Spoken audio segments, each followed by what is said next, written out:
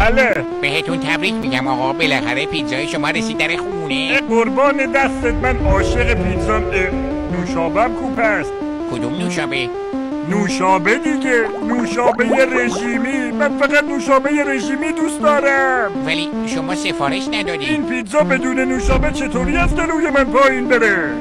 آخه اینطوری به مشتریاتون احترام میذارید؟ من اصلا این پیتزا رو نمیخوام. برو بیدیم بابا.